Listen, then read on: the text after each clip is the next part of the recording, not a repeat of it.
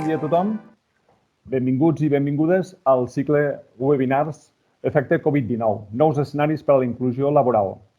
Avui està amb nosaltres el Pablo García, que és el cap de selecció de l'empresa Onada de Serveis. Per presentar-lo una mica, compta amb 32 centres, entre residències i centres de dia, atenen a més de 2.500 usuaris o usuàries i són més de 1.000 treballadors. Ell ha estat, com ho he comentat, al sector de residències i centres de dia. I només comentar-vos, abans de començar, les normes de funcionament de la sessió. Per facilitar la sessió, els micròfons, si us plau, i les càmeres haurien d'estar apagades durant tota la sessió fins que s'obri el torn de preguntes. Qui vulgui fer una pregunta, si us plau, escriviu-la en el xat que trobareu a la barra de la part inferior de la pantalla. Per poder-vos donar pas durant el torn de preguntes, davant de la pregunta poseu el vostre nom i cognom. Tot seguit dono la paraula al Pablo perquè ens expliqui una miqueta, ens faci una breu presentació de qui sou com a empresa i el vostre lloc dins l'organització. Benvingut, Pablo. Moltíssimes gràcies. Bon dia a tothom. Com us ha dit el David, començaré presentant una miqueta qui som com a empresa i el meu lloc dins de l'organització i a partir d'aquí anirem filant cap a tots llocs. L'Onada de Serveis a les Persones és una entitat que es dedica a l'atenció a persones en situació de dependència. Estem especialitzats en tercera edat, sobretot, i, com bé us ha dit el David, tenim més de 30 centres per tota la zona de Catalunya. I a partir d'ara, el 2019 va ser el primer any que vam obrir un centre fora del territori català i a partir d'aquí estarem exportant el model que nosaltres tenim d'atenció a tots els territoris on puguem. Jo dins de l'empresa soc la persona que s'encarrega de la selecció de personal, soc el cap de talent, que se li diu, i a partir d'aquí jo em coordino amb tots els centres i jo tinc una persona que forma part amb mi, que formem una mica de tàndem dins dels departaments centrals i a partir d'aquí ens coordinem amb totes les direccions, ens coordinem amb les direccions de zona i intentem donar resposta a totes les necessitats que van sorgint als centres. La selecció de personal a totes les empreses, òbviament, és molt important, però nosaltres treballem per persones i en persones. Llavors, les necessitats que sorgeixen de treballar amb persones, com bé sabeu, són molt més immediates i molt més, com t'ho diria, són més candents a l'hora d'analitzar-les que el que pot ser un procés de producció o una xarxa o cadena productiva. En aquest sentit, les necessitats són totalment imprevisibles molts cops, com ha passat ara amb el Covid, que és on entraré al següent punt, i és una de les coses que ens fa que estem en contacte sempre ja no solament amb diverses entitats de diferents sectors dins de l'ocupació, sinó que estem en contacte amb molta gent, candidats i candidates, en constant contacte, fent borsa i tot això i fent entrevistes encara que no tinguem vacants, també per apropar una miqueta el model de treball que nosaltres tenim i sobretot el sector, que el sector d'atenció a les persones, sobretot tercera edat, és un sector que ha passat per diverses fases, no té res a veure com es feien les coses fa 25 anys i, sobretot, nosaltres el nostre model de treball el basem a una doctrina central, que és un model de treball que arriba del nord, de països escandinaus, sobretot, i que a poc es va implantant a territori espanyol, que és el model d'atenció centrada a la persona. I és un model que l'únic que fa és que tu particularitzes, individualitzes molt l'atenció que li dones a les persones. L'exemple que sempre poso és l'exemple amb el menjar. No es fa un únic menjar ni es fa un menjar únic triturat, sinó que hi ha menjars com poden ser a l'ús ordinaris, perquè les persones poden menjar, empassar i tot perfectament. Poden fer triturats, poden fer texturitzats, que això és una tècnica avançada de cuina. Això és un exemple d'atenció centrada a la persona. A partir d'aquí, amb tots els àmbits que us pugueu imaginar.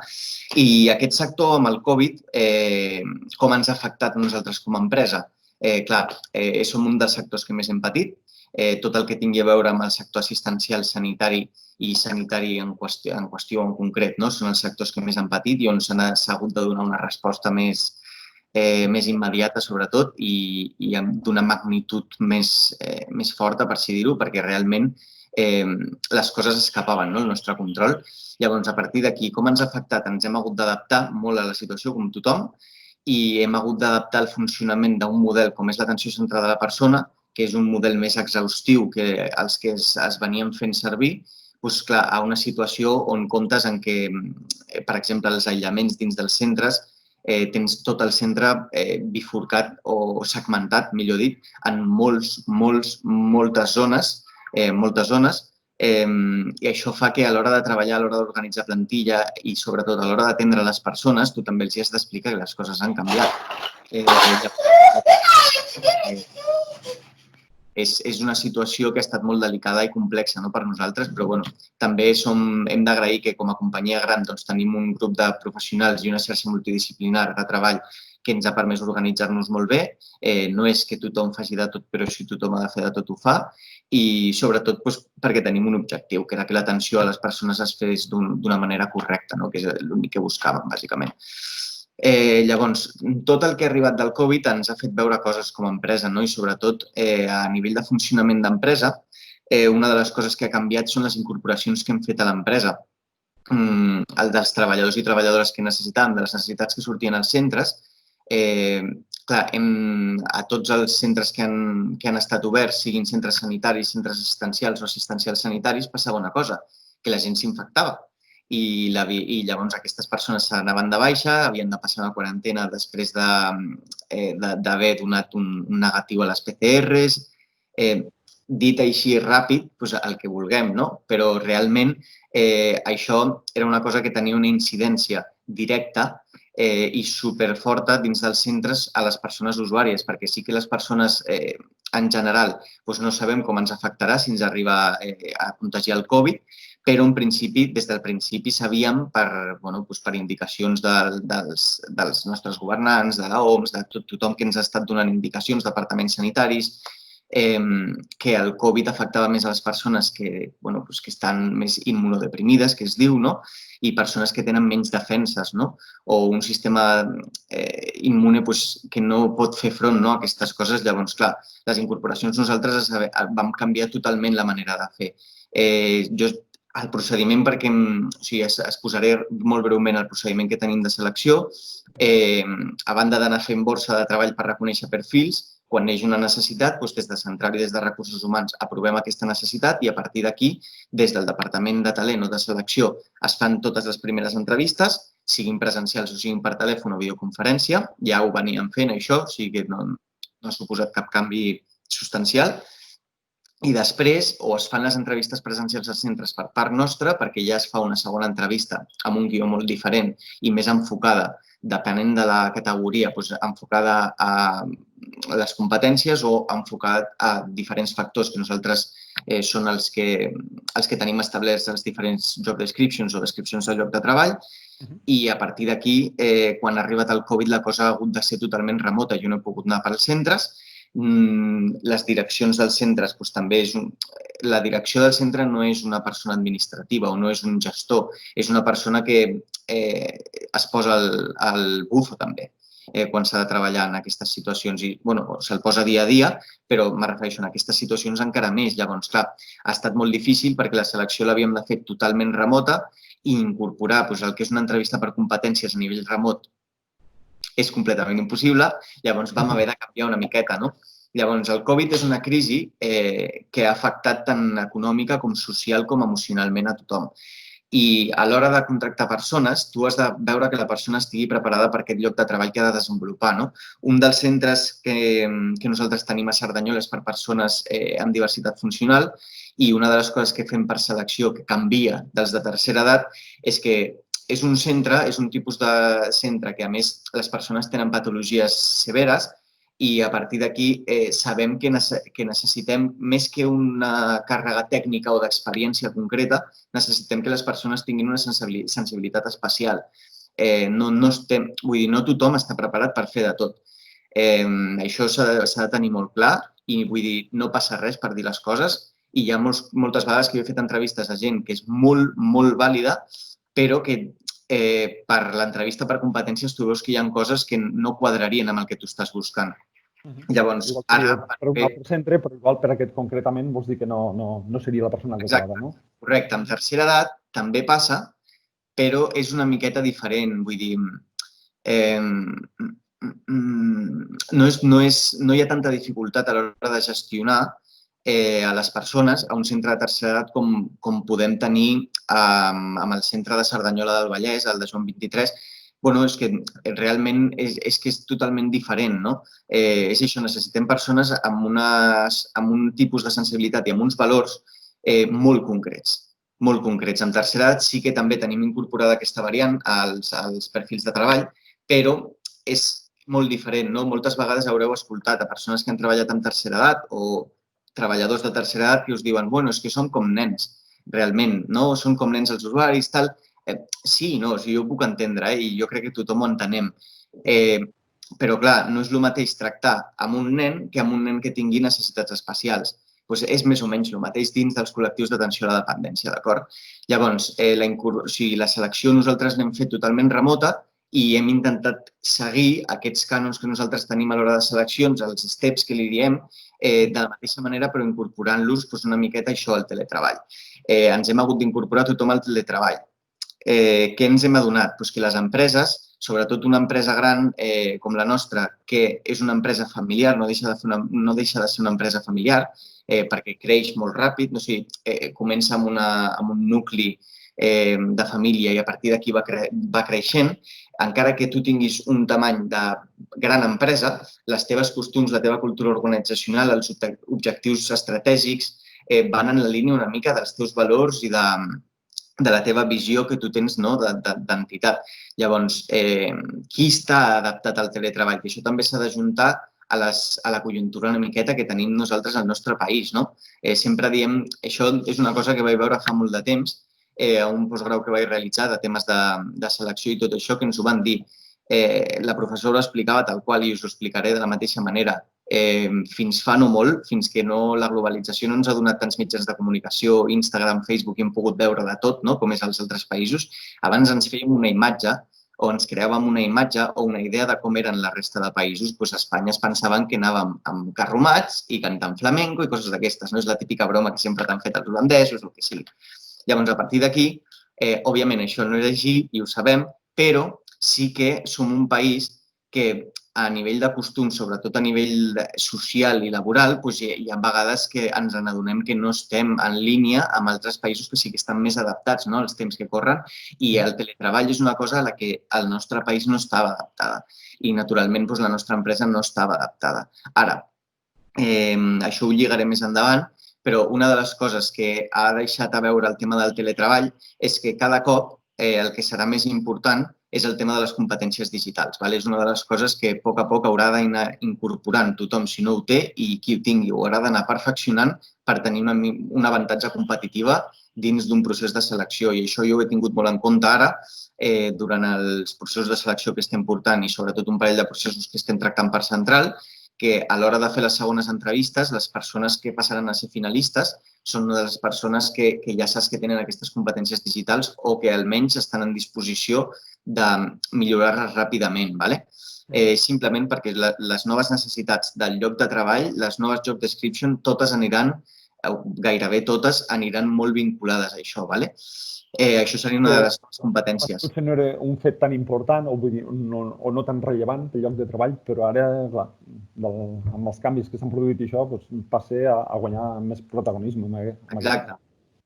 Ara el tema de l'ofimàtica és un sílex fent foc, saps? Perquè m'entengueu. Vull dir, ara ja no se li dirà ofimàtica. Segueix sent ofimàtica, però ara es donarà per entès que tothom sap fer anar als Office, que tothom sap fer anar el correu electrònic, que tothom sap fer anar les xarxes i això serà una cosa que jo crec que serà una de les coses que es vull introduir ara, que serà un canvi molt significatiu a l'hora d'analitzar l'ocupabilitat de les persones i ja no solament com a persones en recerca de treball, sinó com a empresa a l'hora de seleccionar les persones, d'acord?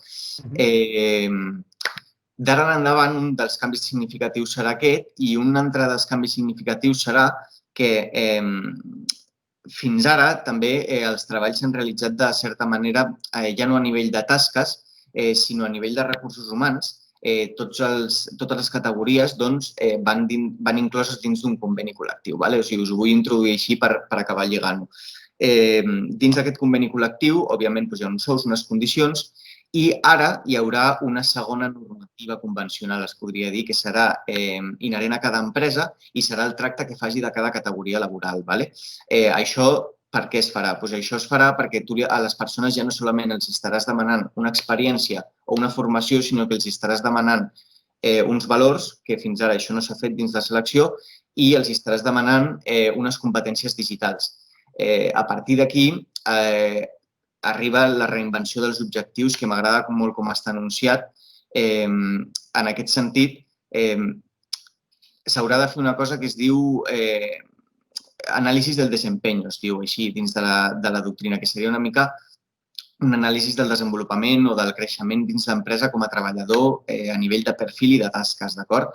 Els objectius aniran lligats a l'àmbit productiu, però també aniran lligats a l'àmbit competencial, d'acord? Perquè us feu una idea, si jo necessito una persona que tingui iniciativa, que tingui resiliència i que tingui capacitat de treball en equip, si aquesta persona, pel que sigui, és una persona que és resistent i sap sobreposar-se als problemes i sap treballar en equip, però no té gaire iniciativa, jo aquesta persona la contractaré i li faré un seguiment, d'acord?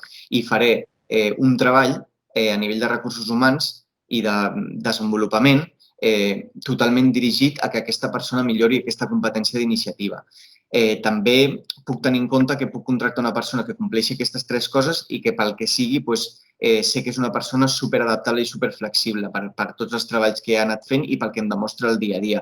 Llavors, mitjançant aquesta millora de competències, poder, si aconsegueixo que aquesta persona millori la seva capacitat de pensament conceptual o pensament estratègic a l'hora d'organitzar equips, a l'hora d'organitzar tasques, doncs és una persona que jo tindré dins la casa per treballar amb ella i poder promocionar-la. Això fins ara no s'ha fet gaire tampoc. És una costum més americana, més de països centreeuropeus, el tema del desenvolupament i del desempeño, que es diu.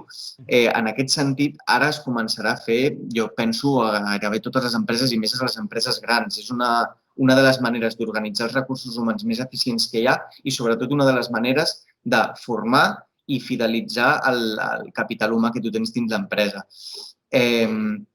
I, més o menys, a nivell de canvis significatius a curt plaç o a curt termini seran aquests. I, jo ara volia destacar breument... Sí, digue'm. Josep Giral, podeu desconnectar la càmera, sisplau? Si podeu desconnectar la càmera, sisplau. Josep Giral.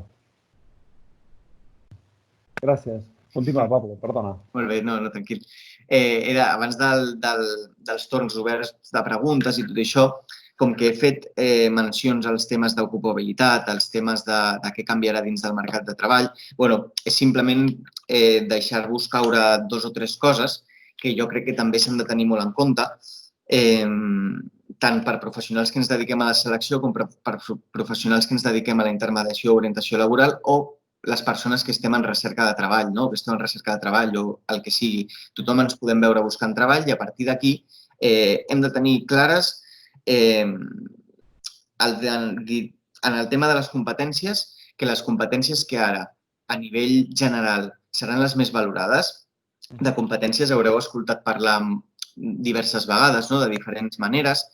Una de les maneres en les que es parla més és dividir aquestes competències una miqueta en competències base, tècniques i transversals, però jo vull que mireu les competències una miqueta més que per grups, que els tenen, o també podeu haver escoltat la paraula clústers, que també són grups i tal, com un còmput global, perquè ara mateix competències de diferents grups o de diferents clústers seran les més importants, tals com la flexibilitat, l'adaptabilitat, la proactivitat i les competències digitals. Aquestes seran les 4 competències reines.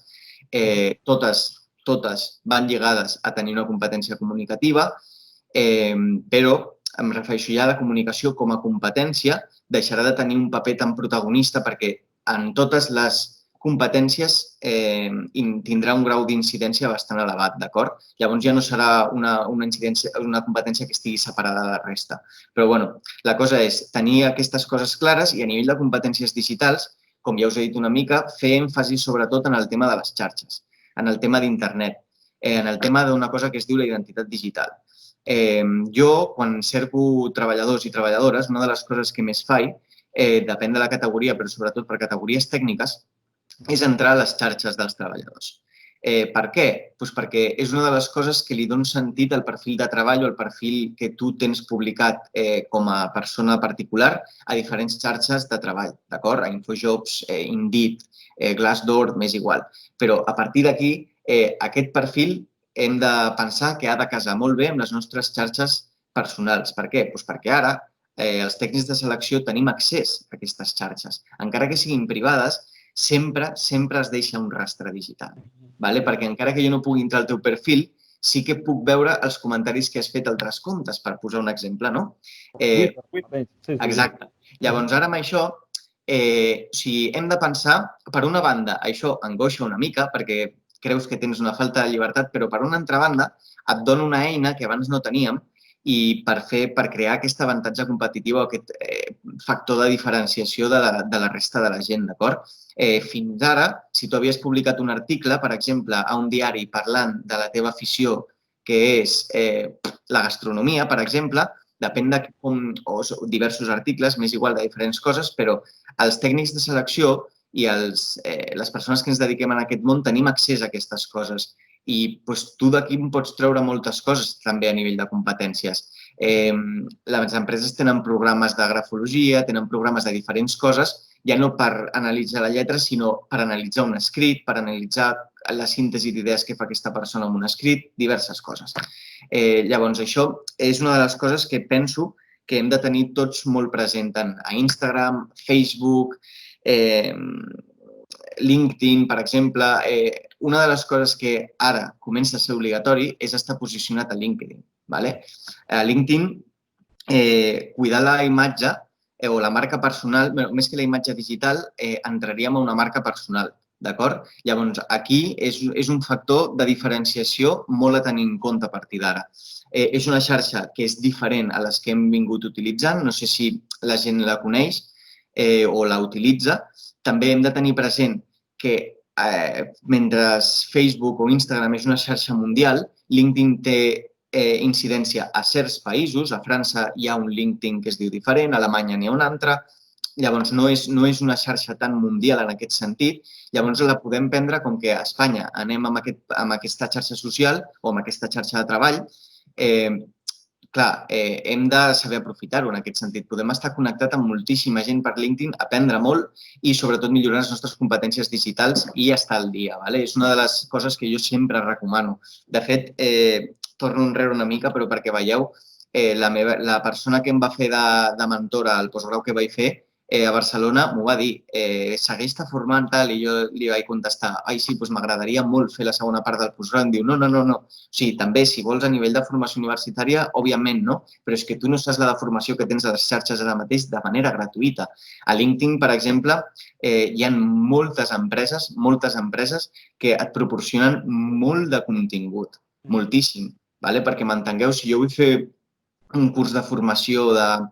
Excel mateix, bàsic. Per exemple, em pot arribar tant de material per LinkedIn i és material que és oficial que jo a partir d'aquí puc crear el meu contingut per fer una formació, d'acord? O em puc formar jo mateix. Vull dir, és una cosa que hem de tenir molt present i sobretot perquè les empreses ara mateix creuen moltíssim en això.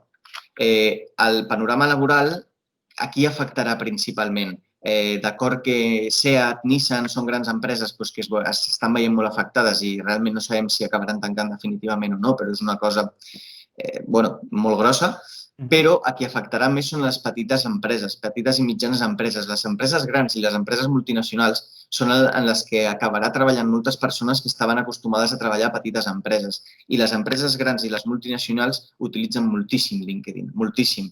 Et poden arribar ofertes sense que tu t'hagis inscrit a LinkedIn i, sobretot, pots donar-te a conèixer a LinkedIn. Per posar un exemple ràpid, si algú vol treballar a Repsol, no hi ha una manera més ràpida que agregar a la responsable de recursos humans i al responsable de selecció de personal de Repsol. A partir d'aquí ja és una cosa que als departaments de recursos humans ja no solament els agrada perquè entres en contacte, sinó que estàs demostrant una proactivitat i una iniciativa que no t'han de fer cap entrevista per veure-la. No han d'invertir-hi temps en això. Això és un factor a tenir molt en compte. Llavors, a partir d'aquí és simplement pensar que les competències són una cosa que es poden entrenar, que s'han d'entrenar i es poden millorar, millor dit, que juntament amb la teva identitat digital o marca personal que tu t'estableixis i amb com la venguis a nivell d'entrevista de treball, ja primerament amb el currículum i després més a nivell competencial com facis tu la teva intervenció dins l'entrevista, definirà el grau d'ocupabilitat que tingui totes les persones, d'acord?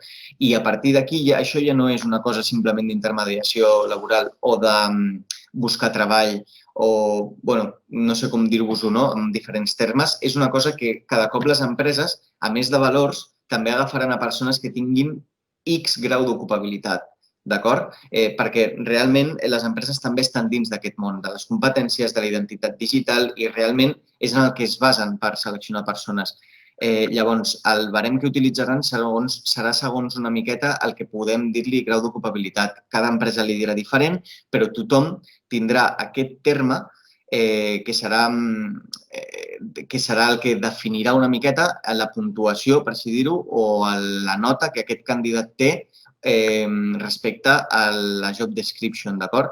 Perquè m'entengueu simplement això, jo tinc un perfil, que és la meva descripció de lloc de treball, i a partir d'aquí tinc el perfil del candidat, de molts candidats o candidates. Llavors, el que més quadri és el que jo acabaré agafant i, sobretot, tenint en compte que ara cada cop més es prendran decisions basades en coses empíriques, almenys per l'empresa, no? Encara que no sigui una ciència provada, serà la meva ciència a nivell d'empresa. Serà els meus procediments, els meus mètodes i els seguiré una miqueta al peu de la lletra. Ja no pot passar aquest contracting perquè caiguis bé a una entrevista, però realment les empreses voldran anar al que és segur. Nosaltres, per exemple, és el que he fet.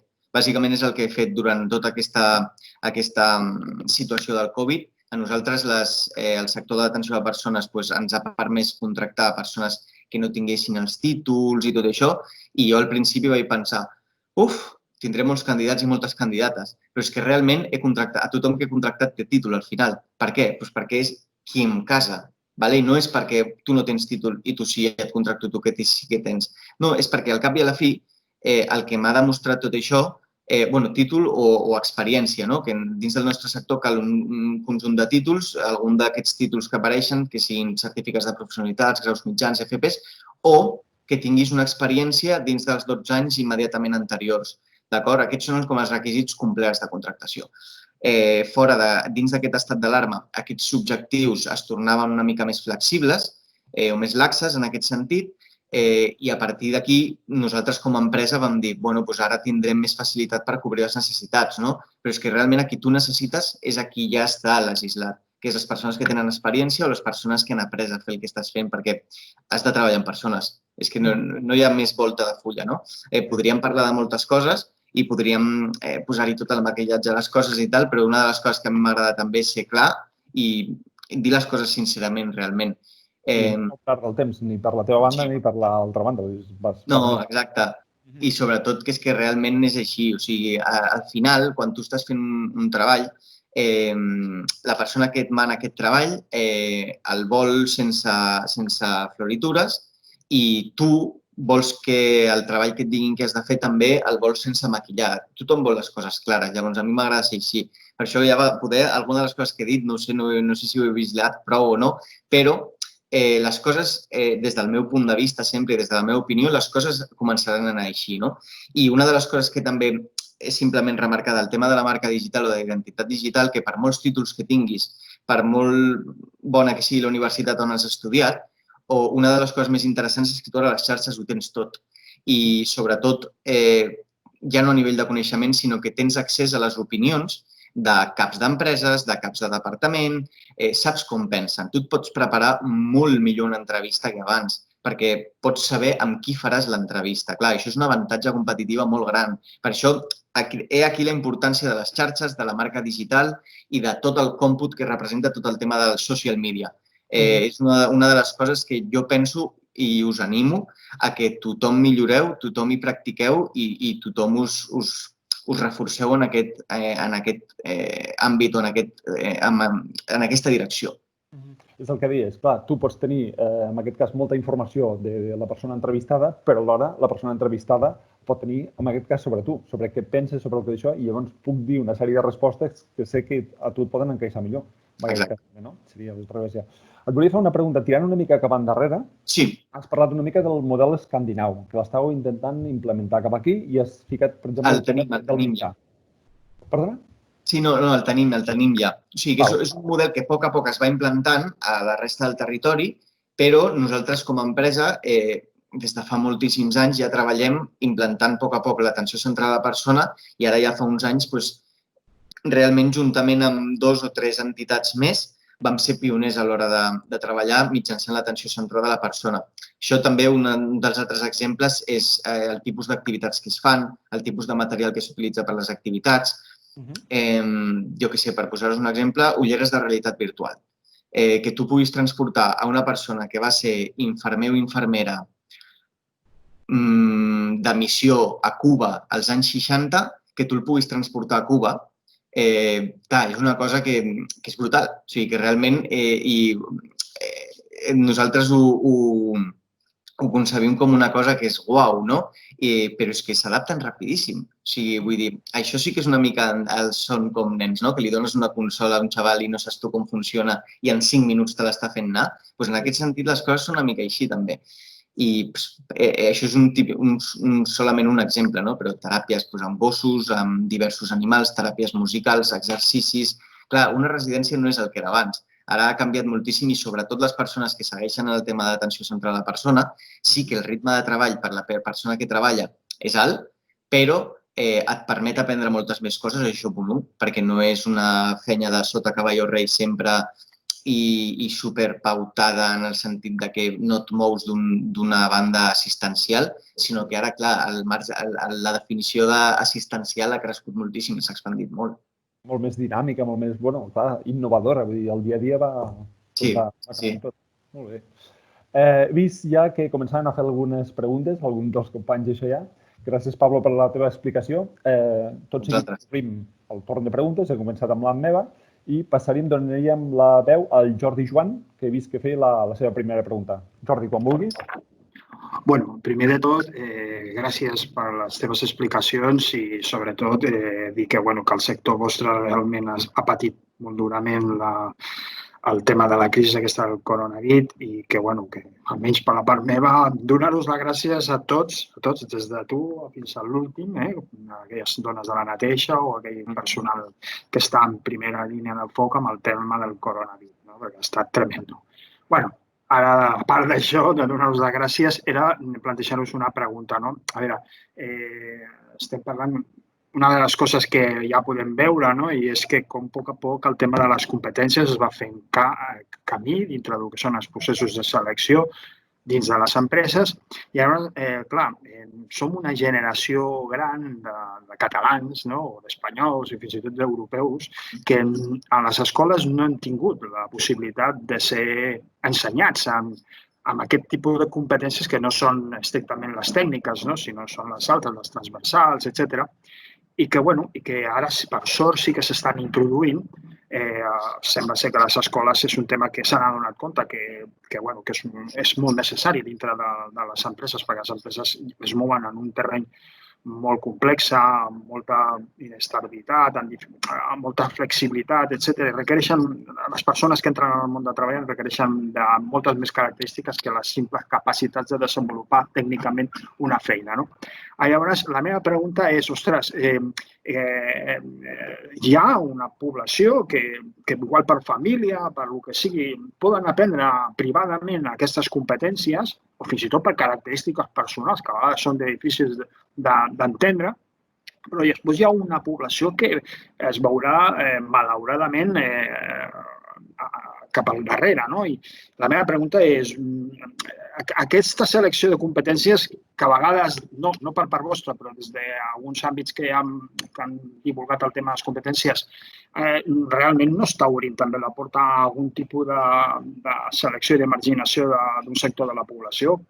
Aquesta seria la meva pregunta. I després, Jo estic pensant, per exemple, en població com pot ser gent que trastorns mentals o altre tipus de discapacitats que tenen possiblement un hàndicap a vegades amb el tema de les relacions humanes per les característiques de la discapacitat es poden veure afectats o no amb els processos de selecció. Bueno, t'ho pregunto, tu com ho veus, això?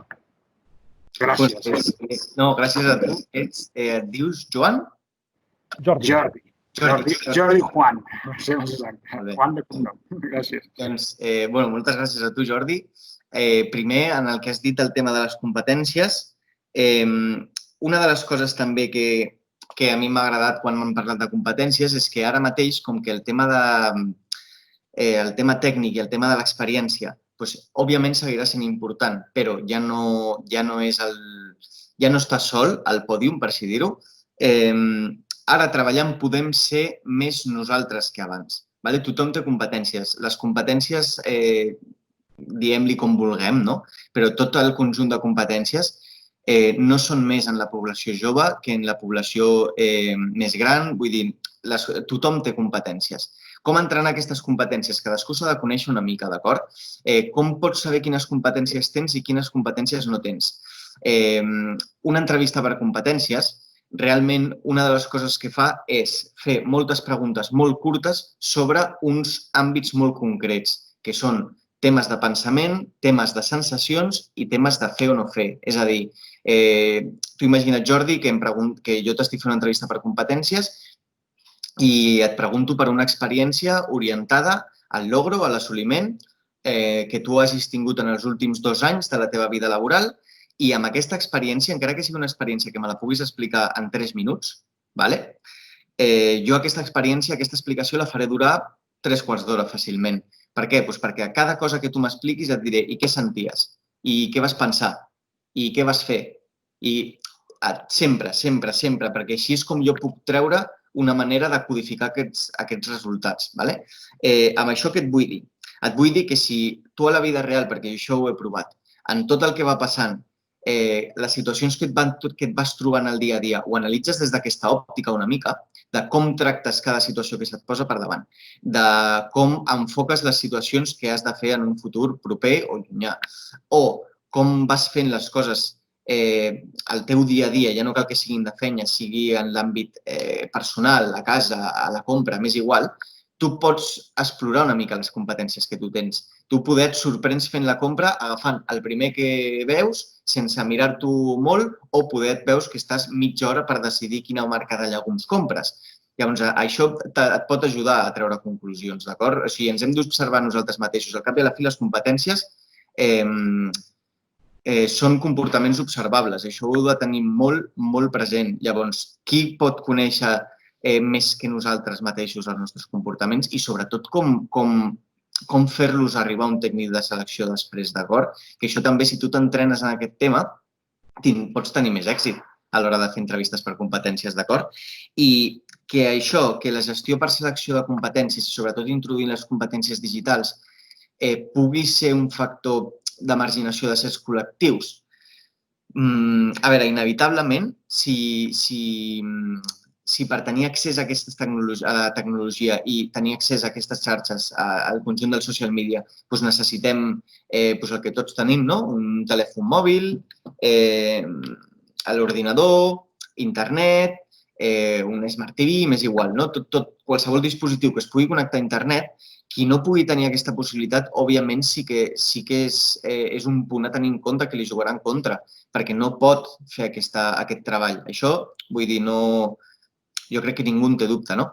Però, d'altra manera, d'això en té tothom. O sigui, en té quasi tothom, gairebé tothom. Llavors, ningú, i amb wifi a casa, que llavors és connexió il·limitada, no tens dades, no gastes dades, clar, tothom té accés a aquesta nova formació, a aquestes noves competències, d'una manera o d'una altra. O sigui, vull dir, això ho hem de tenir present. Però jo penso que era més discriminatori com estava el tema de l'ocupabilitat abans que ara.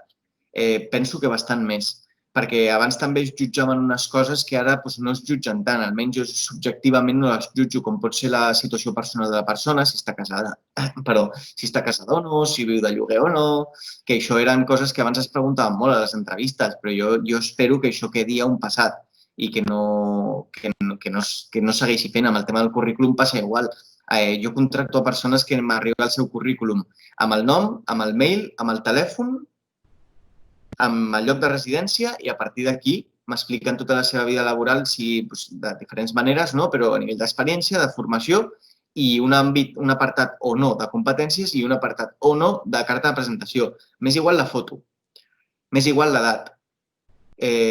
Si compleix el que jo tinc al job description, i això us ho dic molt en sèrio, jo aquí contractaré aquesta persona. Em són relativament igual les seves característiques personals. I ja no solament a mi, sinó que a molts tècnics i a moltes tècniques de selecció i a moltes direccions generals i de recursos humans de les empreses, cada cop es va més així. O sigui, us poso un exemple. Una de les empreses més potents del món, Amazon, necessitava enginyers i els va reclutar per Tinder. Vull dir,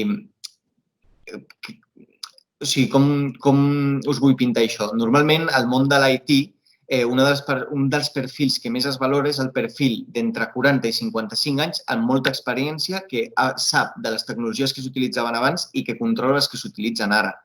A un Tinder, generalment, quan a tu et diuen una xarxa d'aquestes de contactes i tal, no sé, generalment pels anuncis que et surten, per les banners i imatges que trobes a les xarxes i tal, tu t'imagines a persones d'una franja més o menys d'entre 25 i 35 anys, no? Són totes les fotos que et posen, no posen... Què passa? Les persones grans no utilitzen aquestes xarxes, no? Doncs no. I realment és una de les coses que va descobrir Amazon i els enginyers els recluten per Tinder. Vull dir, tenen més fonts de reclutament, però és una cosa molt curiosa. Amb això el que et vull dir és que ara més que mai les persones estan buscant a la persona, no estan buscant no sé com dir-t'ho, no? A una experiència i a una formació concreta. La valoren? Sí, la valoren, però buscaran a la persona.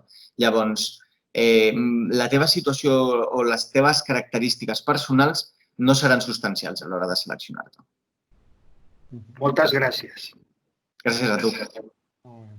Bé, ara si augmenta una mica més el número de persones que s'inclouen al Tinder, gran part del mèrit el tindrà el Pablo també, en aquest cas. No? Passem ara, donem el torn a la Gabriela perquè pugui fer ella la següent pregunta. Gabriela. Gracias, David. Pablo, gracias porque has mencionado muchas cosas interesantes. Mi pregunta era si como empresa tenéis un protocolo de gestión de crisis que haya ayudado a esta situación tan imprevista. Y luego quería preguntarte que como seleccionador de personal nos cuentes algún ejemplo de alguna toma de decisión difícil que hayas tenido, o sea, que te haya tocado vivir y qué has pensado, qué has sentido y qué has hecho. Gracias. Perfecto, muchas gracias. En primer lugar, a ver, te empezaré diciendo un poquito el tema de las decisiones difíciles, ¿vale? Y después iré con la segunda. Uno de los casos de selección de personal que recuerdo es cuando tuve que seleccionar a una persona para un puesto que no está dentro de ningún departamento claramente, dentro de lo que son los departamentos centrales, ¿vale? Como es el departamento del control de la gestión, un controller. Entonces, a partir de aquí, la decisión final no la tomo yo, pero los informes sí que los paso yo, los finalistas. Y quiero decir, las personas que están finalistas en un proceso de selección es porque son los que más me cuadran con el método que nosotros tenemos. Entonces, la decisión difícil venía porque yo sabía que había personas dentro del proceso de selección que tenían todas a nivel de competencias técnicas y experiencia me cumplían perfectamente, pero, y esto además fue hace relativamente poco, fue el año pasado, y yo ya, bueno, me había nutrido un poquito de todas estas nuevas corrientes y todo esto y estas nuevas maneras, gracias al posgrado que hice en Barcelona, y sobre todo, y a partir de aquí, mediante la práctica, yo vi que las categorías que mejores he hecho, las personas que mejor me funcionaban, aunque fueran categorías técnicas superiores, era hacer una selección mucho más basada en las competencias correctas que nosotros como empresa, ¿vale? Yo reuniéndome con la dirección general es quien me dijo qué querían los trabajadores y a partir de aquí se hizo el diccionario de competencias. Claro, no es una cosa que sea yo selecciono lo que yo piense que es mejor. Yo selecciono según los criterios que me ha dado Dirección General con sus objetivos estratégicos y su orientación, ¿vale? A nivel de empresa, sus objetivos, o sea, su orientación estratégica. Entonces, los resultados que a mí me dé esta herramienta o esta manera al codificar las competencias, los resultados que yo obtengo son los que más cuadran con el puesto de trabajo que yo estoy buscando. Bien, de las personas que pasé 5 finalistas para ese proceso.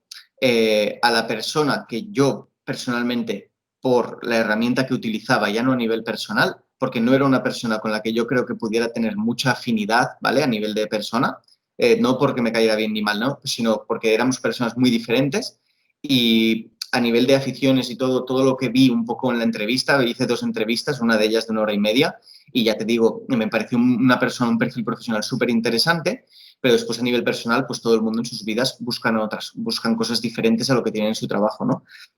A lo que me quiero referir, yo veía que aunque por afinidad no fuese el perfil que yo tenía un poco como favorito, veía que era el perfil más indicado, ¿vale?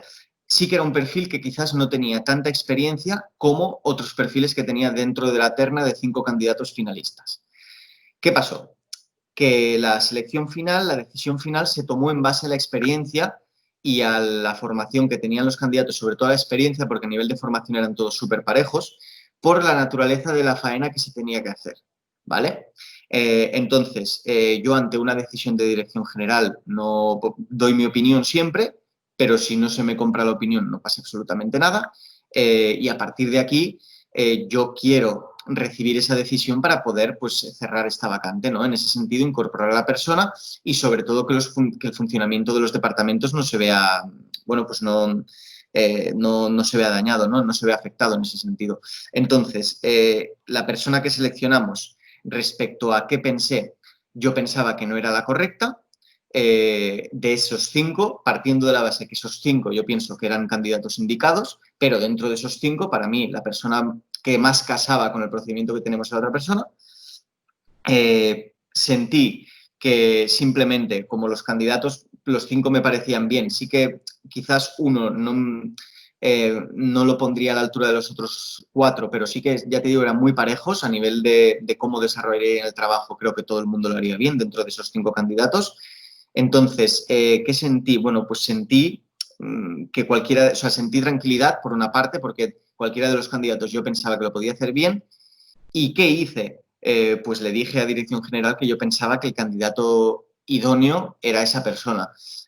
Cuando escogieron a la otra persona, realmente, como esta persona no está dentro de ningún departamento, tiene un departamento propio, se podría decir, pero trabaja en coordinación con todos los departamentos absolutamente, control de gestión, pues claro, presupuesto de marketing, presupuesto de recursos humanos, todas las cuentas que salgan de administración y finanzas, el gasto de empresa, todo, absolutamente todo, pasa por el control. Entonces, claro, yo tenía muy claro que ahí tenía que hacer mucho hincapié a la hora de seleccionar en estas competencias que nosotros teníamos en el job description. Se hizo más caso a nivel de experiencia, además a nivel de una experiencia que era muy grande, pero era en una empresa muy distinta a la nuestra, y esa relación laboral no acabó de salir bien. Bueno, es una persona que no está con nosotros, o sea, no fue nada traumático ni nada, pero es una persona que no acabó casando con las funciones que se le pedían. Entonces, visto eso, yo por una parte, que yo supongo que todo el mundo lo tenemos, un poco de ego personal en ese sentido, dije, sabía que no era el indicado en ese sentido, aunque la faena la hacía bien, las competencias se ven que son mucho más importantes a la hora de seleccionar una persona para depende de qué categoría.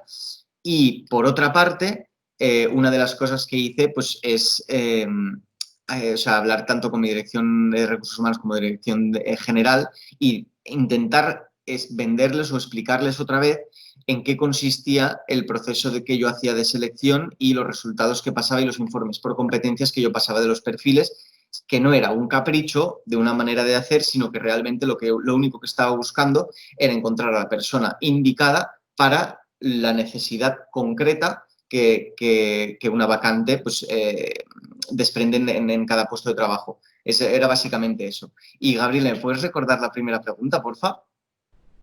Sí, era de los protocolos de crisis, pero ya de la empresa. Que Cierto. a veces se tiene, a veces no, en comunicación, y si os ha ayudado, ¿no?, en esto del COVID. Sí, la verdad Gracias, que sí. Pablo, por No, por gracias a ti, responderme la Gabriela. anterior. Muchas gracias a ti. Y sí, simplemente contestarte que sí, se hizo tanto un comité de crisis, se hizo un comité de crisis, pero realmente ya existe un poco como ese consejo directivo que toma decisiones en momentos difíciles o en momentos complejos, entonces simplemente como que se adaptó un poco la orden y ya está. Molt bé, moltes gràcies. Gràcies. Tornem al torn ara amb una persona que crec que coneixes, la Merche, que et volia fer una pregunta. Hola, Pablo, bon dia. Moltes Bon dia. gràcies. Sí, tu i jo hem parlat, però jo soc companya del David, però de Barcelona, que vam estar en contacte amb la residència que teniu a la Sagrera. Sí, ho sé. I et volia... Bueno, primer de tot, he flipat amb lo del Tinder, perquè t'haig de dir que m'ha fet molta gràcia, perquè he pensat que això necessitaries 3 persones per fer una selecció de la selecció i que potser has d'estar super desesperat per trobar gent. Perquè haver de fer servir aquest tipus de xarxes, jo haig de confessar que personalment les he fet servir i potser transparència no és el que podríem valorar d'aquestes xarxes. Però bueno, ha sigut molt graciós, la veritat, i molt anecdòtic. Bueno, en principi et volia fer una consulta, perquè ja li has contestat al meu company, al Jordi Joan, no? Perquè jo també, quan has parlat de l'índex d'ocupabilitat, he tornat a pensar que potser amb tot el que hem lluitat, amb el sentit d'intentar escurçar la bretxa, no?, una miqueta amb les persones amb risc d'exclusió i persones amb discapacitat, com per exemple les que tenim a l'entitat, no?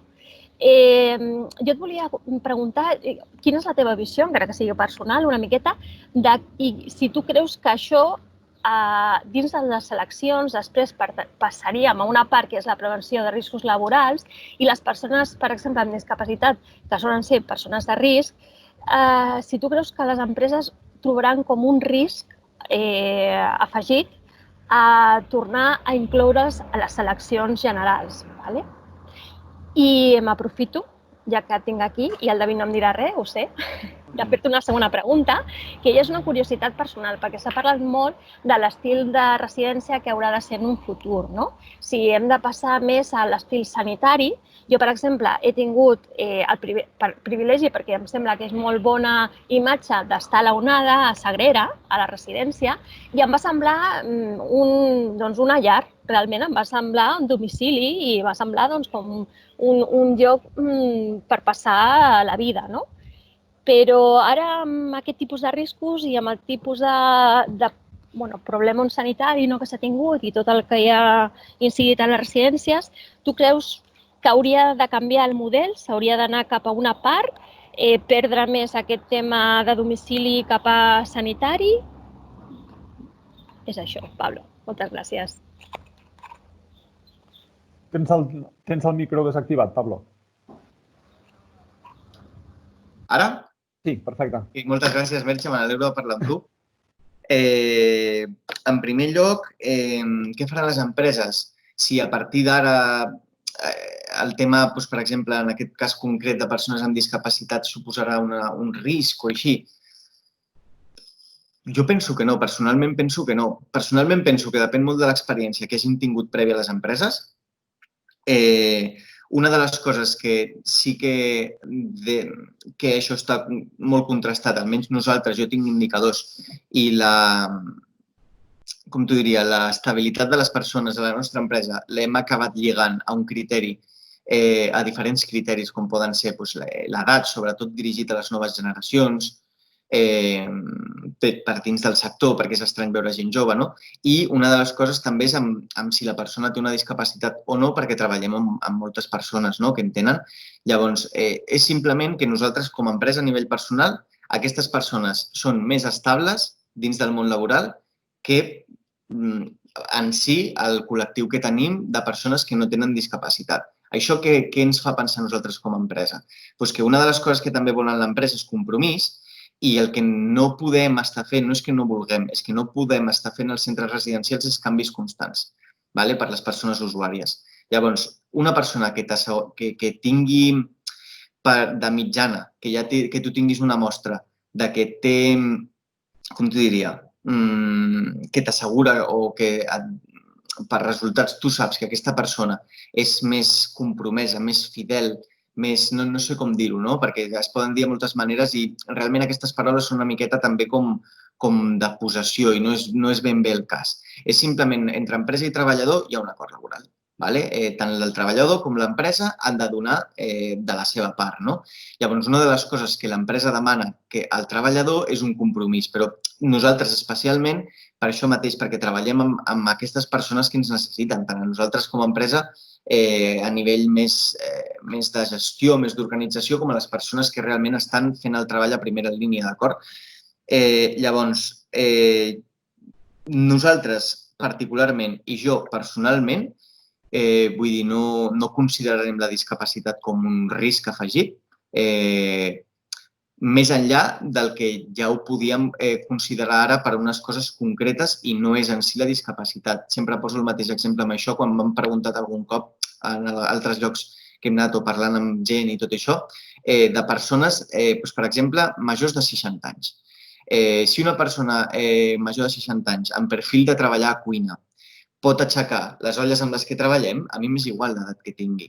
Si una persona amb discapacitat pot aixecar aquella olla, m'és igual la discapacitat que tingui. Saps? Llavors, són unes tasques que s'han de fer i si es fan amb normalitat no hi ha cap problema. O de la mateixa manera que si un noi o una noia de 20 anys tampoc pot amb aquesta olla, també serà descartat. Per què? Perquè és simplement coses que s'han de fer al dia a dia de treball. D'acord? No sé si m'estic acabant d'explicar del tot bé, però el que jo em refereixo és que no és una cosa substancial a l'hora d'avaluar com es realitzen aquestes tasques o a l'hora d'avaluar la realització del treball. Jo, personalment, crec que ara més que mai les empreses hauran d'obrir molt la ment, tant amb el teletreball com amb diferents factors que tenen incidència dins del treball que jo realitzo, per exemple, oficines o que vosaltres realitzeu, més flexibilitat en aquest sentit i, sobretot, perquè ja hem vist el que ha passat, que si pel que sigui ens hem de posar en una situació així un altre cop, hem d'estar preparats. I punt 2, ara que hem necessitat nosaltres ajuda com a empresa, també hem de valorar qui ens ha ajudat i qui no ens ha ajudat. I realment qui ens han ajudat són les persones i les persones que estan buscant treball. Ara no vull ni enganxar-me els dits ni tirar-me cap pedra a sobre, però vull dir, entitats com vosaltres, entitats com, mira, Barcelona Activa, hem fet molt bona feina, vull dir, amb vosaltres treballo, amb diferents entitats de la xarxa Incorpora i amb entitats o organismes que tenen més poder i tenen molta més capacitat, que és una de les coses que també la Cinta es queixava una mica a les seves comunicacions, no hem rebut ajuda d'això. Llavors, crec que una de les coses que també hem de pensar és això, que les empreses a poc aniran valorant coses que fins ara no s'han valorat i que quan... Això no es pot assegurar, no? Però jo, en el meu cas, quan he necessitat d'ajuda, si l'he rebut, després me n'he recordat. I a partir d'aquí jo penso que això passarà. I el canvi de model, en el sentit assistencial sanitari, és evident que a partir d'ara s'haurà d'estar molt més preparat a nivell sanitari, però aquí hem de tenir una cosa en compte. Més que, nosaltres com a empresa tenim fet aquesta reflexió, que ara els referents als centres o cal més referents als centres o a nivell de zona a nivell sanitari.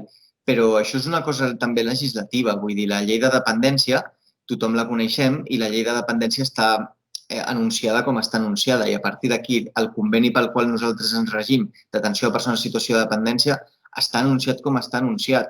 El que segurament això durà, si no hi ha canvis legislatius, és que molta gent surti de l'àmbit assistencial. Llavors canviaran les condicions de treball i no sabem com podrà casar aquest model d'atenció centrada a la persona. Segurament nosaltres, vull dir, farem tot el que estigui en les nostres mans per mantenir el model de l'onada. Però, clar, no està totalment en mans de les empreses. Això, aquí el govern té un paper molt important i, no sé, que això Podem ho sembla a mi, i ara ho direm una mica d'ironia, però un conveni col·lectiu que no es toca des de fa més de 15 anys podríem treure-li les teranyines, estaria bé. Doncs moltes gràcies, Pablo. La veritat és que gràcies perquè expliques les coses de forma molt transparent, però també, sobretot, amb aquest missatge positiu que hem de seguir endavant i que realment, com dius tu, el millor és la prova, com sempre demanem, l'oportunitat i a partir d'aquí ja veurem. Exacte. Moltes gràcies, Pablo. Gràcies a tu, Merche. Molt bé. Donem pas a una nova pregunta, en aquest cas de la Laia, que també volia preguntar. Laia. Hola, molt bon dia. Hola, Laia, bon dia. Bon dia. Gràcies per participar en el cicle de webinar. En aquest cicle, realment, a mi la pregunta principal que tinc per a totes les persones que venen a participar és quina importància té el gènere dintre de l'empresa, no? I, és una pregunta molt genèrica, per tant, he escollit dos que també m'importen. La primera fa referència a lo que és intentar eliminar el sostre de vidre, el techo de cristal, i per a fer-ho, una de les pregunta quines mesures se fomenten dintre de l'empresa per incorporar les dones en espais de direcció i de presa de decisions. Això per un costat. Per un altre costat, també m'interessa el tema de la corresponsabilitat i, la meva pregunta és quines accions treballeu per el tema de la corresponsabilitat, però fent més incidència en les paternitats corresponsables. Especialment pregunto aquestes dues coses perquè tant l'empresa d'avui com la d'ahir són professions molt feminitzades i també venen d'estudis molt feminitzats. Aleshores, és important treballar aquest camp i també el tema de la corresponsabilitat a nivell més general, més sociològic, pot potenciar que el fet que els homes siguin de l'empresa per entrar als espais domèstics pot deixar cabuda a que les dones puguen entrar en millors condicions en els espais laborals, assalariats. Moltes gràcies. No, gràcies a tu, Laia. Doncs, el tema del gènere. En primer lloc, com bé tu has dit, la nostra és una professió o el sector està molt feminitzat. O sigui, nosaltres el problema o la situació no la tenim enfocada en com incorporem a les dones a la nostra empresa, sinó com incorporem els homes. És una mica diferent, sobretot depenent de les categories. Però, a poc, perquè et facis una idea, de 1.200 i escaig directament treballadors de l'ONADA, no ho sé, me sembla que estava en un 9% d'homes faran uns 10 anys i ara gairebé arriba, no sé si és el 17-18%. Llavors, un grup de tanta gent, de 1.200 i escaig persones, pujar a nivell percentual quasi un 10%, vull dir, és notori, s'ha de tenir en compte. Amb el que em refereixo que nosaltres, el nostre objectiu final és que també els homes formin part del sector d'atenció a les persones. Per posar-te un parell d'exemples ràpids, simplement, i dirigint-me al tema dels càrrecs de direcció i de presa de decisions, a Central som 6 departaments. Són 4 departaments, però hi ha un departament del qual surten subdepartaments, com pot ser el meu, de selecció de personal, i dins d'aquests 6 departaments hi ha 3 homes i 3 dones. A la direcció general hi ha un home i una dona, la subdirecció general és un home, les direccions de zona són dones i als centres gairebé un 90% dels directors i de les directores que tenim són dones. Llavors, comptant direccions i coordinacions o subdireccions. Llavors, a partir d'aquí, la presa de decisions i els càrrecs directius i de presa de decisions reflexen tota l'estructura realment de la nostra entitat o de la nostra empresa, on no és que a les categories base o auxiliars o a les categories tècniques o superiors hi hagin moltes dones i després a la direcció siguin homes, sinó que realment a tots els apartats els percentatges es compleixen bastant i sobretot a nivell de central, nosaltres això sí que ho tenim, ja no forçat, però ho hem buscat així, que hi hagi un 50-50 entre departaments. Això és una de les coses que són 2 directors de departament dones i 2 directors de departament dones i els 2 subdepartaments són un noi i una noia. Llavors, en aquest sentit, vull dir, com he dit al principi, jo crec que també és pensar una mica les estratègies i com podem convertir el sector d'una manera que els homes vinguin a treballar amb nosaltres. Això és una de les coses. Per tant, nosaltres no tenim realment els temes aquests de segmentació a nivell de salaris i tot això, sinó que realment tothom es regeix per lo mateix i qui es podria dir que és la categoria més beneficiada a nivell salarial són les dones, però pels llocs de responsabilitat que ocupen, perquè en són més, bàsicament. Però, gràcies a Déu, nosaltres no ens trobem en aquestes situacions una mica incòmodes o lletges directament de que tu veus una realitat que no és justa, no? A nivell de corresponsabilitat, de conciliació laboral, copaternitats, és que nosaltres realment tampoc és que fem res fora de l'altre món. És a dir, si una persona ha de tenir un fill, si és un embaràs de risc, se n'anirà de baixa, abans que si és un embaràs ordinari. Si és un embaràs ordinari, quan li donin la maternitat, se n'anirà de baixa. A partir d'aquí farà tot el període de maternitat i farà, si es vol ajuntar, tema d'alletament, de vacances, dies personals, això vull dir, també és una opció que dona l'empresa. Els tràmits de la maternitat, òbviament, els fem nosaltres, que això és una de les coses també que és una mica mal de cap a l'hora de tenir un fill o una filla, no? Portar tots els papers, entendre't amb l'INS i tot això, ja tothom ho sabem. I les paternitats són iguals, amb la diferència, òbviament, que el pare no té el fill. Llavors, el tema del risc per embaràs no es preveu, no? En aquest sentit. A excepció, ja no és que sigui una excepció puntual o no, sinó que també el que es fa èmfasi és això ens passa alguna vegada, de que si aquest nucli familiar, per exemple, que té aquesta persona, té unes necessitats que requereixen d'aquesta persona, hi ha diferents mètodes a nivell laboral de fer aquestes coses, de permetre que la persona... Mira, els permisos, per exemple, laborals retribuïts, que s'han utilitzat ara pel Covid, de deixar d'10 hores a l'empresa i aquest mes no treballar i tal, això ja ho hem vingut fent nosaltres abans de tota aquesta crisi del Covid per X circumstàncies, perquè jo he de cuidar de ma mare, ara mateix no em queden vacances, per posar un exemple, però ho he de fer i no vull perdre el treball. Ok, doncs aquestes 2 setmanes no vinguis, no et compten com a vacances i ja ens tornaràs les hores. I això es fa. I bàsicament seria una mica això. I el que sí que abans no he mencionat, i amb aquesta pregunta que m'has fet de la corresponsabilitat, crec que, moltes gràcies, Laia, perquè crec que és molt important. Una de les coses que jo penso que és un favor al mercat laboral que ha fet aquesta crisi del Covid, si és que se li pot dir favor, no?, a alguna cosa que sorgeixi d'aquesta crisi, d'aquesta pandèmia, és que ha fet veure a les empreses que les persones que tenen fills han de tenir una preferència per teletreballar, que ha d'existir una flexibilitat per poder mantenir també les necessitats una mica personals d'aquestes persones i, sobretot, envers això, si tenen persones a càrrec o no. Jo crec que això és un factor que a nivell laboral les empreses també han de valorar. I amb això del Covid, les primeres persones que van començar a teletreballar eren les persones que per fills, perquè no anaven al col·legi, tenien necessitat de fer-ho. Sigués home o dona, perquè ens ha passat en els dos aspectes. Sí que és cert que ens ha passat més amb les dones, però això ja no és una cosa tan empresarial, sinó més social, jo crec, no? Que hem de treballar tots plegats. Però, això m'ha semblat una cosa interessant, que totes aquestes coses que haurem d'implantar les empreses, jo estic encantat que es toquin temes així, perquè crec que és una cosa que no pot esperar més a que s'adapti a la realitat. Moltíssimes gràcies. Gràcies a tu, Laia. I en principi passaríem a l'última pregunta que volia fer la Montse Ferrer. Montse?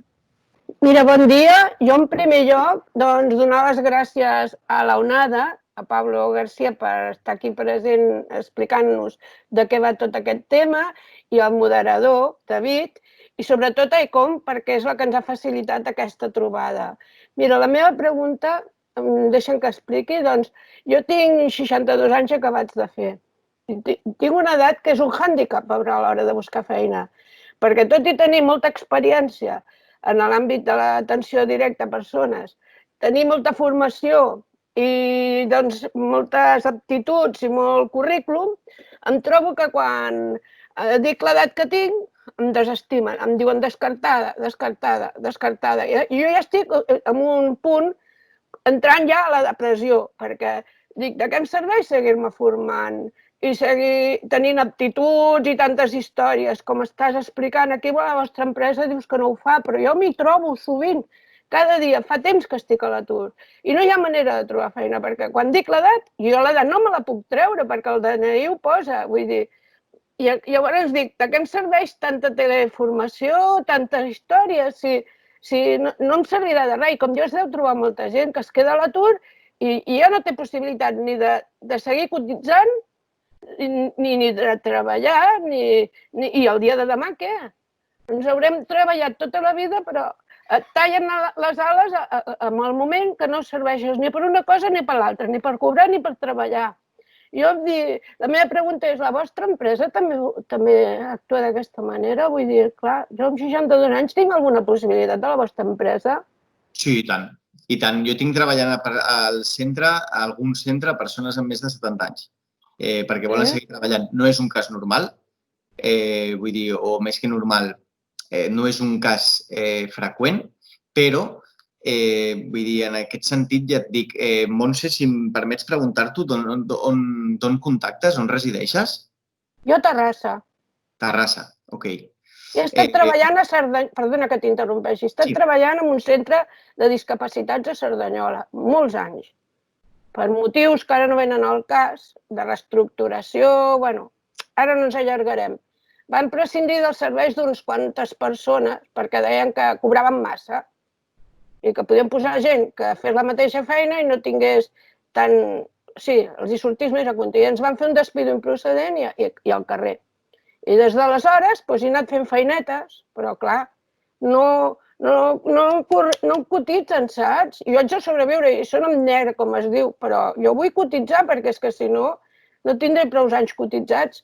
Llavors, tinc molta experiència, m'he anat formant perquè no hi he estat a la parada, vull dir, m'he anat reciclant, però em trobo amb això, que quan vaig a buscar feina em diuen 62 anys, és que per lo que et queda no val la pena adaptar-te a la nostra empresa. Jo dic, home, jo sóc una persona que s'adapta a tot, perquè quan estava treballant ens passaven cada 3 anys a un pavelló diferent. Vull dir, sóc adaptable, vull dir. I el problema que jo perdés la feina no és perquè jo no fes la feina meva bé, és perquè econòmicament no era rentable, és com una màquina, no serveix una altra. I ara em trobo això, que quan m'envio currículums, a la que poso l'edat que tinc, em diuen descartada, excés d'edat. Esclar, això és molt violent.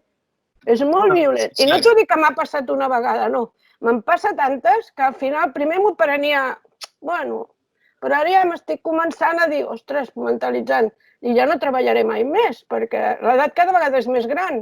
I si abans amb 60 ja em deien que no, ara amb 62 menys, i després pitjor.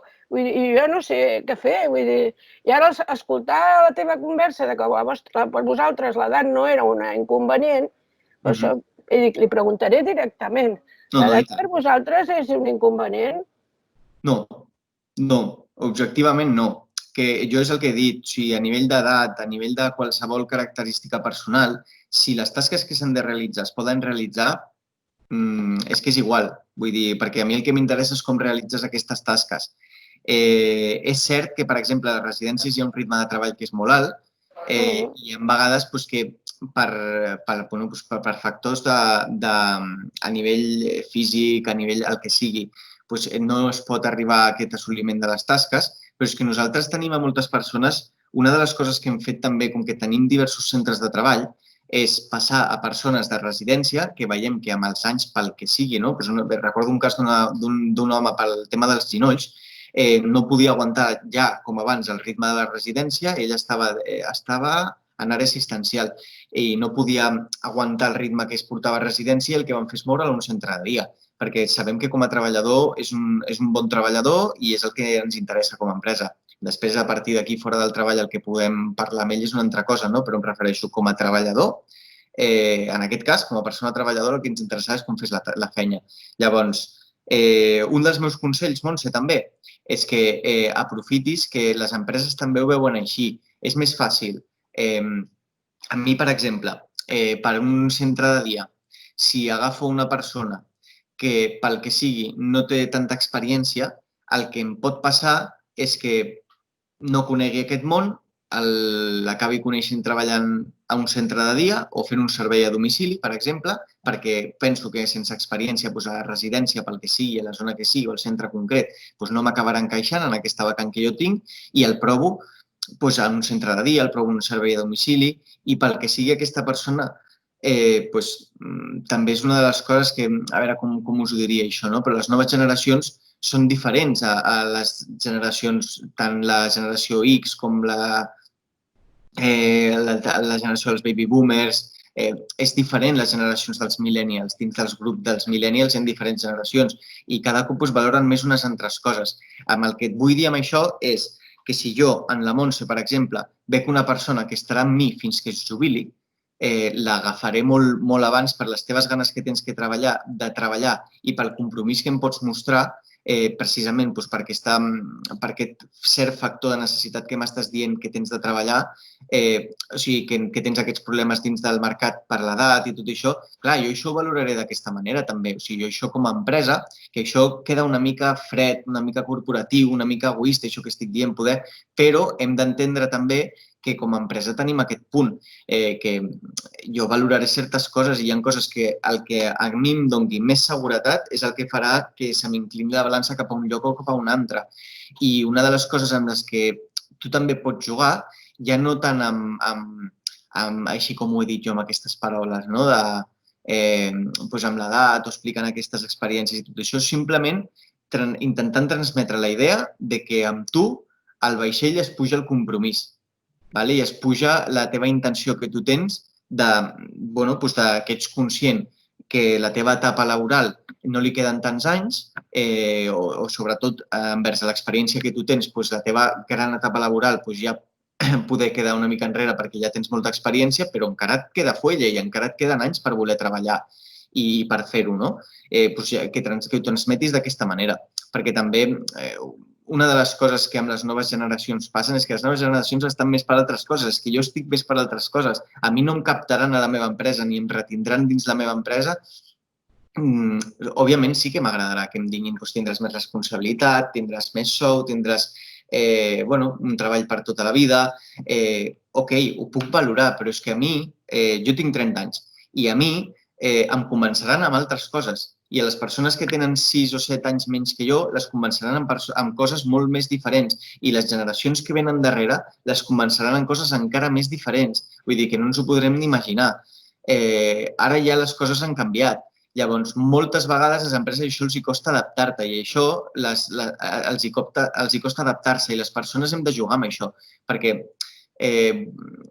altres generacions per sobre de la meva, siguin la X, baby boomers o el que sigui, persones que estiguin entre 40 i 60-65 anys, per manera de ser, perquè les generacions a la càrrega d'ADN o digue-ho com vulguis, tenim coses diferents perquè hem crescut amb coses diferents i ens hem desenvolupat diferent, volem coses diferents, però també podem donar coses diferents.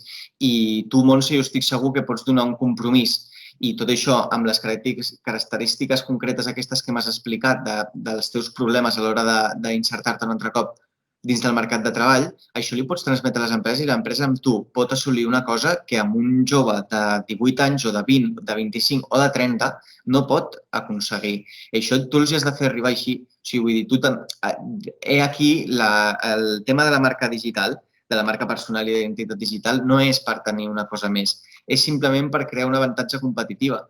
I en aquest cas, el teu cas, l'has de vendre així. O sigui, l'has de vendre molt convençut. I tens lloc a l'ONADA per treballar? Si jo tinc vacants, vull dir, t'han de conèixer el centre, òbviament. Jo a una directora de residència o un director no li imposaré mai que contracti algú concret, però sí que, ja et dic, és que hi ha categories professionals que dins de cada categoria hi ha llocs de treball molt variats. No és el mateix un torn que sigui diurn tot el dia que un torn que sigui de nits o un torn que sigui de centre de dia o una jornada completa d'un servei a domicili. És que hi ha molts tipus de treballs dins del sector d'atenció a persones i si tu com a persona encaixes dins del que l'ONADA busca, si la categoria ho permet, vull dir, seràs la persona escollida, tu o qui sigui en aquest sentit.